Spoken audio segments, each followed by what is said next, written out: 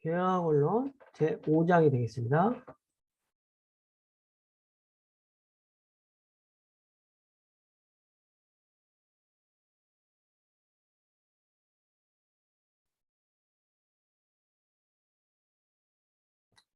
기업과 경영 환경에 대해서 이야기했습니다. 그래서 기업, 경영, 환경 중에서 기업을 둘러싼 경영 환경과 기업의 사회적인 책임에 대해서 설명하도록 하겠습니다. 기업 환경의 중요성은 기업은 어떤 그 환경 속에서 기업이 운영되기 때문에 기업은 환경의 어떤 그 기회 요인과 위험 요인의 상호작용에 의해서 어떤 기업의 성패라든지 실패가 좌우게 되기 때문에 기업에서 기업 환경은 기업의 성장과 발전을 위한 기회 요인과 활동을 제한하는 위협 요인으로 작용하기 때문에 어떤 지속적인 성장을 위해서 기업의 주변 환경과 지속적으로 상호작용하고 환경 변화에 적응할 필요성이 있다는 점에서 기업 환경이 중요하다고 할 수 있습니다. 기업 환경에 이렇게 기업 환경의 중요한 요인 중에서 어떤 기업 환경 중에서 중요한 것은 첫 번째 소비자, 어떤 기업에 직접적인 영향을 미치는 그 다음에 국가, 그 다음에 기술 이런 환경이 큰 기업 환경이 되겠습니다. 그 다음에 기업 환경물에서 이제 간접 환경 이런 부분이 있는데 첫 번째는 이제 기업 환경에 어떤 소비자, 국가, 기술의 환경 요인에서 설명하고 두 번째는 이제 기업 환경의 직간접적인 요인을 분리해서 설명하도록 하겠습니다. 소비자는 뭐냐? 기업에 직접적으로 영향을 미치는 그래서 기업의 고객이 되겠죠. 그런 고객으로서의 환경. 왜냐하면 기업이 잘 되기 위해서는 고객이 구매를 해야 그 기업이 성장하거나 신장하기 때문에. 그래서 기업에 영향을 미치는 직접적인 환경 요인으로서 소비자가 가장 중요하다고 할 수 있겠습니다. 그 다음에 소비자가 원하는 제품이나 서비스를 위해서는 소비자의 니즈와 선호 파악이 또 중요하다.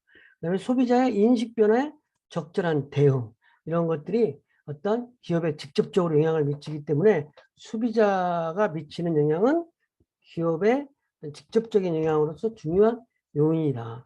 그다음에 국가도 또 기업의 중요한 요인이죠. 왜냐하면 각종 법률과 제도로서 기업 활동을 규제하기도 하고 통제하기도 하고 지원하기도 하니까 그래서 국가는 각종 법률과 제도를 통해서 기업의 경영 활동을 지원하기도 하고 규제를 하는데 특히 타다 서비스 같은 경우에 어떤 여러분들 알겠죠? 콜택시 같은 서비스인데 어떤 금지하는 잘 신장을 하다가 이게 불법이라고 그래가지고 서비스가 중단됐잖아요.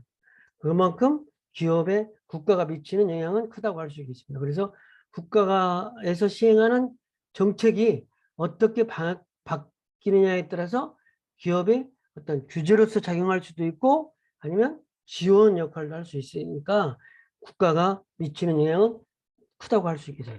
그다음에 세 번째는 이제 기술 환경. 기술 환경이라고 하는 건 뭐 요즘 같으면 인공지능이라든지 빅데이터, 사물 인터넷 등 이런 것처럼 4차 산업 환경 영향이 중요하다. 요즘 같은 경우는. 그리고 디지털 기술을 활용하여 기업은 운영 방식을 변화시키기도 하고 고객과 소통을 다양화하며 제품이나 서비스의 혁신을 가져오기도 하기 때문에 어떤 기술 수준은 어떤 환경 요인으로서 중요한 요인이 되죠. 뭐 새로운 제품을 만들고 싶어도 기술이 없으면 못 만들고 또 기술 인프라가 잘 되어 있으면 고객의 욕구에 맞는 새로운 상품을 신속하게 만들어낼 수 있는 것이겠죠. 기업 환경을 기업을 둘러싼 어떤 환경을 기업이 통제할 수 없는 환경이기 때문에 환경 변화에 대해서 적절한 대응이 필요하다. 그래서 기업의 어떤 경제적인 환경, 정, 법률적 환경, 사회문화적 환경, 기술적 환경 이런 것이 있는데 이거를 기업의 어떤 간접적인 환경이라고 할 수 있겠죠.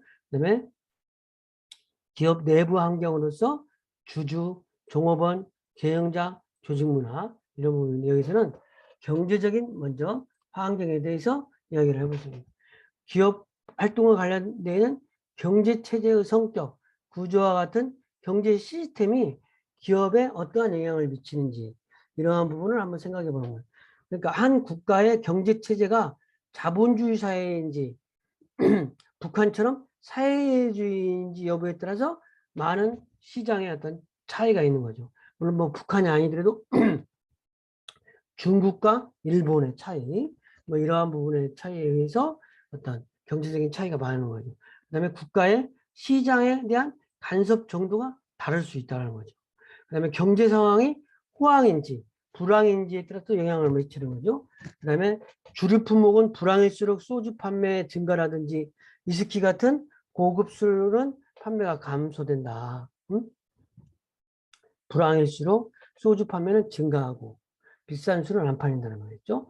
그다음에 국민 경제가 규모가 클수록 잠재 수요자가 많기 때문에 기업 환경은 양호하고 개별 상품은 시장 규모에도 영향을 미친다. 그러니까 인구가 1억 이상의 국가에서는 국가가 자급자족으로도 많은 산업이 발전할 수 있다고 그러잖아요. 그래서 어떤 국민 경제 규모가 큰 국가는 어떤 기업 환경으로서 양호하고 개별 시장이 크니까 그런 부분이 있겠죠. 그다음에 산업 내 경쟁 강도가 높고 낮은 산업 구조 차이에 따라서 경영 활동에 차이가 또 발생한다.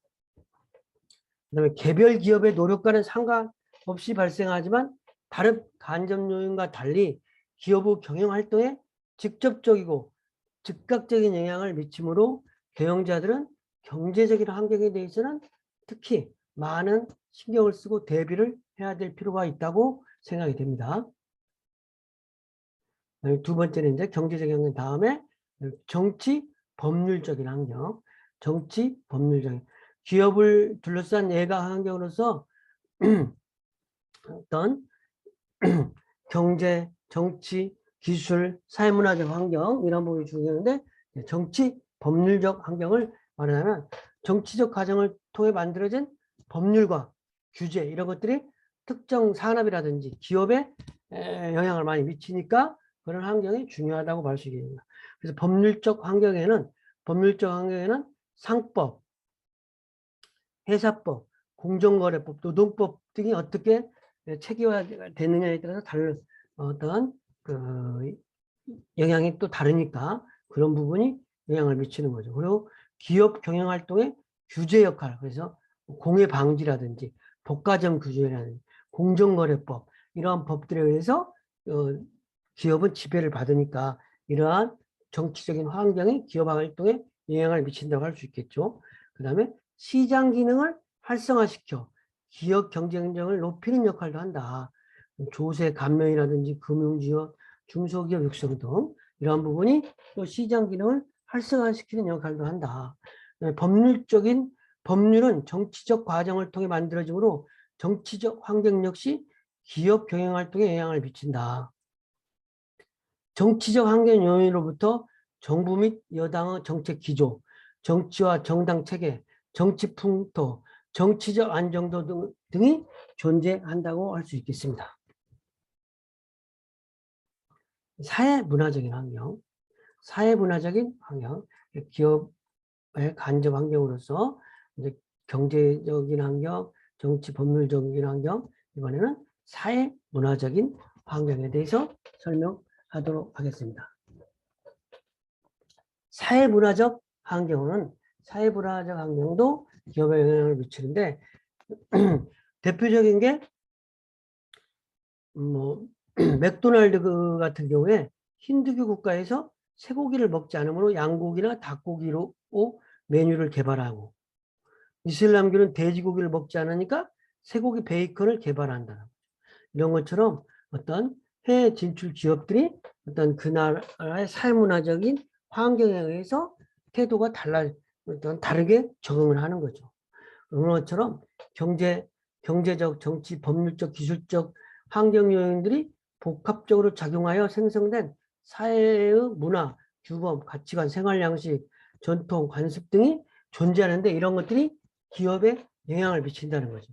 그래서 기업이 제공하는 제품이나 서비스 변화에 어떤 영향을 미친다는 거죠. 고령 인구가 증가되면 실버 산업이 증가된다든지 또 나홀로족이 증가되면 소량 구매 방식이 이런 게 나타나고 엘빙 수요라든지 맞벌이 부부가 증가하는 것에 따라서 또 유통업체 시간 정책이 변화되기도 하고 이런 것처럼 기업이 제공하는 제품이나 서비스 변화에 영향을 미친다는 거죠.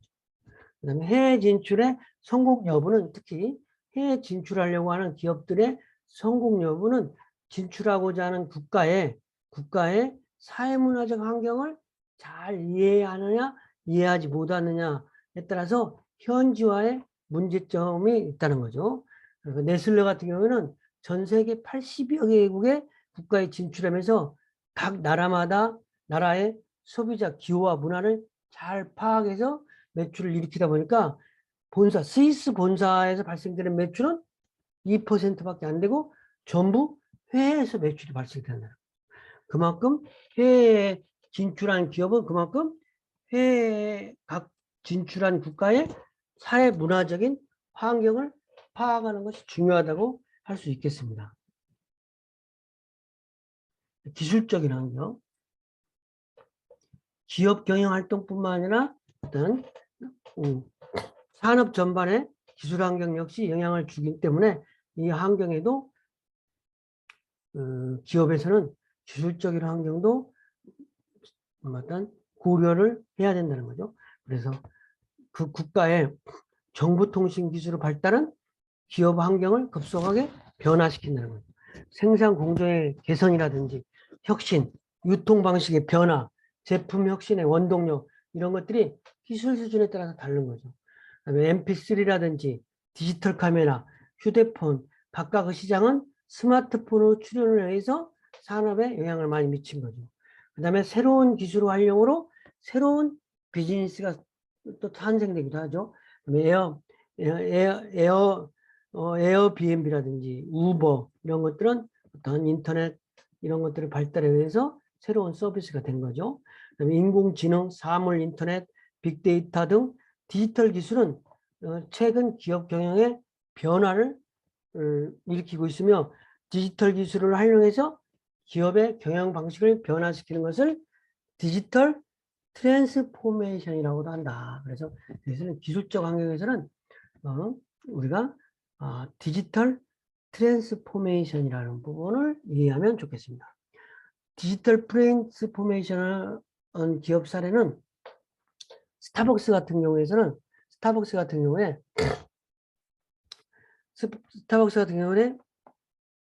점포에 도착하기 전에 먼저 핸드폰으로 주문을 하고 점포에 가서 찾아간다는 거죠. 즉 어떤 사이렌 오더로 도입을 통해서 트랜스포메이션을 추진하고 있다. 그러니까 점포에 도착하기 전에 핸드폰으로 먼저 선 주문하는 거죠. 그리고 나서 현장에 도착해서 상품을 찾아가는 거죠. 기업 환경에 이제 기업에 직접적으로 하는 환경, 어떤 소비자, 정부, 지역사회, 금융기관, 공급자, 경쟁자 이런 부분 중에서 소비자와 정부 환경을 이야기하면 소비자는 기업의 제품이나 서비스를 구입하는 당사자로서 역할을 하기 때문에 환경으로서 어떤 되게 기업 활동에 영향을 미치겠죠. 소비자 운동의 활성화 정도에 따라서 소비자의 영향력은 또 차이가 있는 거죠. 소비자 단체라든지 브랜드, 고객, 카페 등은 단순히 상품을 비교 평가하여 그 정보를 소비자에게 제공하는 것에 그치지 않고 정치적인 힘을 발휘하여 경영활동에 영향을 미치기도 하니까 어떤 그런 단체라든지 이런 거에 영향을 미칠 수 있겠죠. 정부, 그다음에 정치적, 법률적 환경과 밀접한 관계가 있는데 정치 법률적 환경을 위해서 정책 방향이 정해지면 정부는 이를 구체적으로 실행하는 환경으로서 의미를 가지고 있다. 그래서 지원 및 규제 및 지원 활동에 있어 법률이나 각종 규제 사항이 경영 활동에 영향을 미치지만 현실적으로 정부 의지에 따라서 기업에 느끼는 체감 지수는 달라진다고 할 수 있겠습니다. 경쟁자도 기업의 내부 환경으로서 상당한 영향을 미친다고 할 수 있겠죠. 경쟁 기업 간의 경쟁 상황이 기업이 미치는 영향이 크죠. 경쟁 기업의 수가 많거나 아니면 시장 점유율이 비슷한 수준들이 있다면 뭐 피 터지게 경쟁을 하겠죠. 산업 경쟁률이 어떠냐. 산업 성장률이 낮으면 경쟁은 치열하지. 응? 그다음에 성장률이 높은 산업에서는 경쟁 강도가 상대적으로 약할 수 있겠죠. 진입 장벽이 어떠냐. 새로운 기업이 쉽게 시장에 진입한다면 경쟁은 그만큼 치열할 수밖에 없고 거대 자본이 소유되는 산업은 진입 장벽이 높은 특징을 보유한다. 대체제의 수나 신규 대체제의 출현 가능성 이런 거에 의해서 또 영향을 미치죠. 대체할 수 있는 제품이 많다는 것은 그만큼 경쟁자가 많다는 걸 의미하는. 대체제라는 건 뭐냐면 대체제라는 거는 식사를 하는데 식당의 대체는 빵집 이런 것도 식사 대신 빵을 먹으면 대체가 되는 거죠. 그 다음에 커피숍은 커피 판매점 또 음료 뭐 이런 것들이 또 대체제가 되는 것이 될 수도 있겠죠. 그다음에 라면은 대체제가 뭐 국수 뭐 이런 것처럼 어떤 상품을 사지 않으면 또 다른 상품을 살 수 있는 이런 부분이 대체제라고 할 수 있겠습니다. 공급자 환경이 또 중요한 영향을 미치는 거죠. 어떤 기업의 공급자, 높은 생산성, 우수한 인력, 뛰어난 품질을 보유한 협력업체에서 생산되는 제품은 경쟁력이 높을 수밖에 없으므로 기업이 경쟁력을 갖추기 위해서는 공급자 관리가 필요하다. 그래서 그 공급자, 우리 회사가 잘 될 때는 우리 회사의 그 인력, 우리 회사의 협력업체 이런 것들이 경쟁이 뛰어나니까 그런 사람들을 잘 관리해야 된다. 그러면서 공급 사슬 관리라는 부분이 되게 중요한데 서플라이 체인 매니지먼트 SCM이라는 용어로 요즘 많이 사용이 되고 있어요. 그래서 공급자 관리의 대표적인 관리 기법으로 수요 기업과 공급 기업 간의 연결을 통해 원자재의 최종 제품의 판매 과정에 참여하는 기업들이 필요한 정보와 자원을 서로 공유하는 개념. 그래서 공급 사슬 관리라고 한다. 그래서 기업이 경쟁에서 이기기 위해서는 내부 활동도 잘해야 하지만 내부적인 활동도 잘해야 하지만 외부 파트너와 협력사와의 유기적인 관계도 잘 관리돼야 된다. 그래서 공급 사슬 관리라고 하는 거는 서플라이 체인 매니지먼트라고 하는 거는 이렇게 어떤 회사와 어떤 그 물류와 공급, 뭐 유통 이런 것들이 통합적으로 관리를 돼야 되는 거예요. 공급 사슬관리 대표적인 사례로서 자라라는 패션 브랜드는 다품종 소량 생산에 스피드 있는 실행을 위해서 초점을 둔 공급 사슬 관리를 하기 때문에 원단 등의 공급자와 긴밀한 협업을 통해서 일주일에 2번의 신상품을 입고시키고 시즌에 2번 신상품을 입고하는 등 보통 의류업체와 차별화된 공급 관계를 맺고 있다는 거죠. 이거 이제 금융기관. 지금 우리가 직접 외부 환경에서 정부, 경쟁자, 공급자 하고 여기서는 이제 지역사회와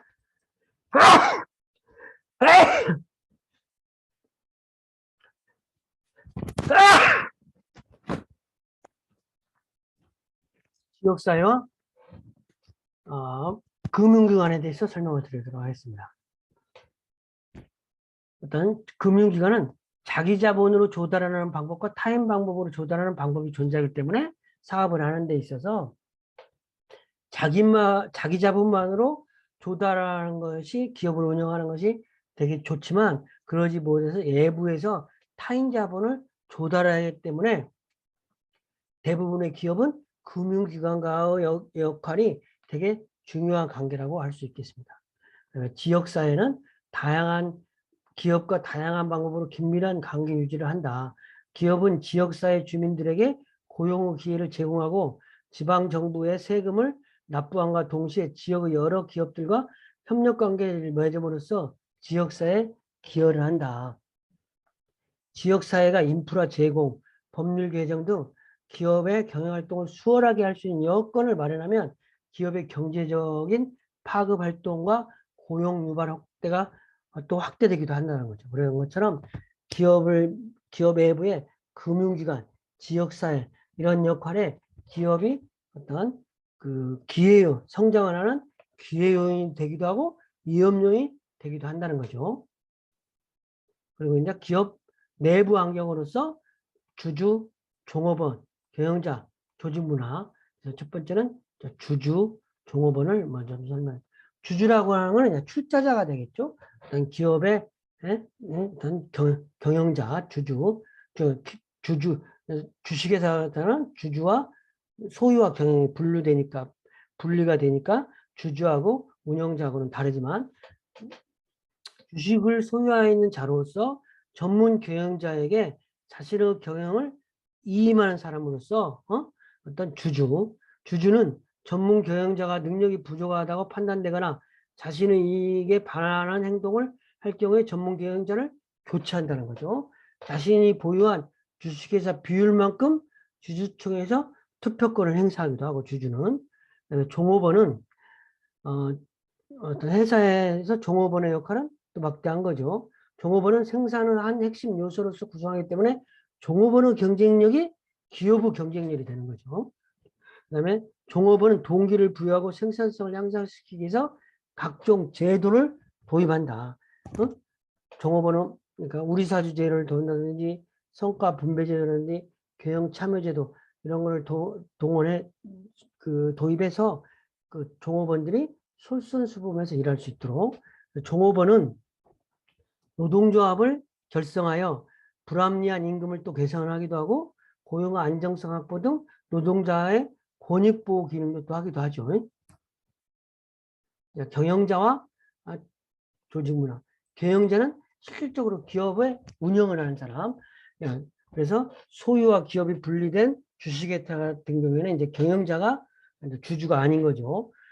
물론 소규모 회사는 경영자가 주인이 되기도 하고 기업 경영의 목표 달성 여부 중심의 경영자는 훌륭한 경영자는 기업 경영에 매우 중요한 위치를 차지한다. 글로벌 기업의 경영자를 보면 경영자가 곧 기업의 상징임을 알 수 있다.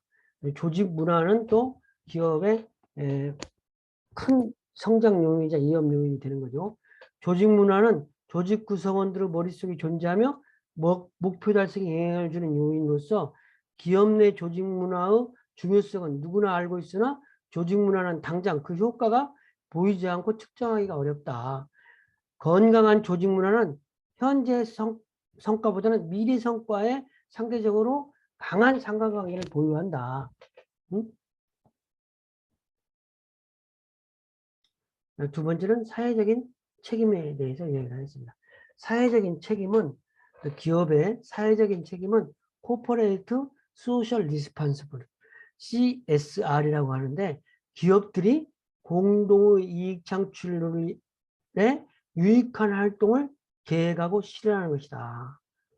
그래서 착한 소비, 정의로운 소비는 노동, 환경보호, 동물보호, 노동자와 농민을 상생할 수 있는 것 등을 고려해 사회에 도움이 될 수 있는 소비를 의미하는 거고 정의로운 소비는 소비자의 힘을 보여주는 것으로 윤리와 도덕이 없는 회사를 불매운동을 통해 처벌하고 소비자를 생각하고 협력업체와 상생하며 직원을 가족적인 회사의 제품을 애용하는 것이다. 이런 것처럼 시간이 지날수록 기업의 요구되는 사회적 책임 수준이 점차 강화되는 추세이므로 지금까지 사회적 책임은 기업이 자발적으로 나서서 하는 일로 인식되었으나 중요성이 높아지면서 앞으로는 의무화되는 국가가 더 커진다는 거죠. 그래서 기업의 사회적인 책임에 대한 견해는 고전적인 견해와 어떤 사회적인 견해가 두 가지 견해가 있는데, 기업의 사회적인 책임이라고 하는 거는, 고전적인 견해라고 하는 거는 기업의 사회적인 책임은 이익을 극대화하는 것이 기존에는 고전적인, 기업의 이익을 극대화하면 그것이 사회적인 책임이라고 했는데, 이제는 기업은 기업 자체의 존속과 성장을 위해서 이해관계 집단과의 지속적인 상호관계를 통해서 사회적인 책임을 안수하는 것까지도 요즘 사회적인 책임으로서 간주된다고 할 수 있겠습니다. 그래서 기업이 고전적인 견해는, 기업은 원래 이윤 극대화를 위해서 능률 향상과 원가 절감에 노력한다. 이것을 통해 사회에 최대 이익을 가져다 주기 때문에 이윤 극대화를 방해하는 행동을 해서는 안 된다. 이러한 관점이 반면에 이제 사회적 견해 관점은, 사회 구성원들은 기업에게 공공성을 기대하고 있다. 기업이 이인치고 이해도 공공의 복지를 보호하고 이를 증진시킬 책임이 있다고 보는 견해다.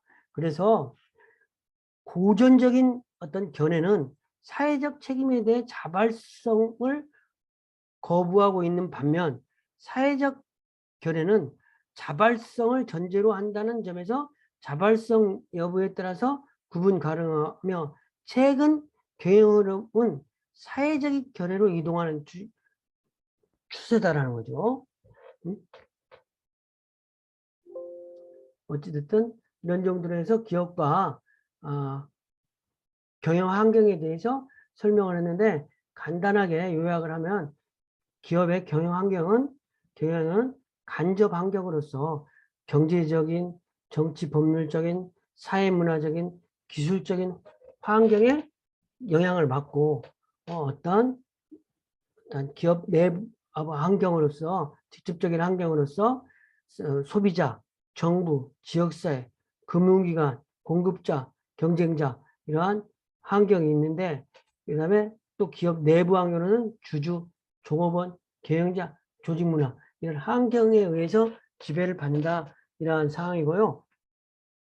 그 다음에 기업의 사회적인 책임은 예전에는 고전적인 견해와 사회적인 견해가 있다. 고전적인 견해는 기업에게 사회적인 책임은 이익을 극대화시키는 것이 어떤 사회적인 책임이라고 한 반면에, 이제 사회적인 견해는 기업 자체의 존속과 성장을 위해서 이해관계 집단까지도 어떤 요청을 수용하는 필요성, 이런 걸로서 진화한 부분이 사회적인 견해라고 볼 수 있겠습니다. 그래서 사회적인 책임을 다하는 기업을 요구하는 것이 요즘의 기업의 사회적인 책임을 요청하는 새로운 트렌드라고 할 수 있겠습니다.